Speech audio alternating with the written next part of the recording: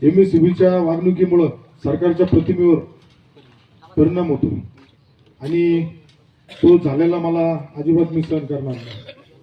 वायरमॅनांना समज द्या, चुकीच्या पद्धतीने काम करू नका। डीपी फेल झाल्यानंतर मगाशी कोणीतरी सांगितलं वर्गणी काढतोय, वर्गणी काढायची नाही, वर्गणी काढायची नाही। वर्गणीची प्रथा आपल्या मतदारसंघात चालणार नाही। डीपी झाल्यानंतर तुम्ही रितसर डीपी झाल्यानंतरच सुद्धा साहेब आपल्याकडे शेतकऱ्यांनी सांगितल्यानंतर त्याचा प्रस्ताव बनवला जात नाही। फडणवीस साहेबांनी यापूर्वी सांगितलं होतं की 3 दिवसामध्ये जळालेली डीपी शेतकऱ्याला द्यायची।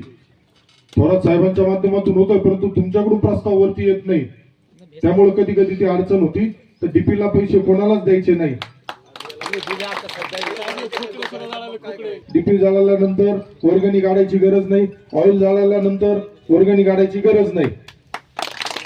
साहेबांच्या संपर्कात राहा। पाटील साहेब आपला थोडा आता प्रत्येक वेळेस कार्यकारी अभियंत्यांना त्रास देणं त्यांचा पसारा मोठा आहे।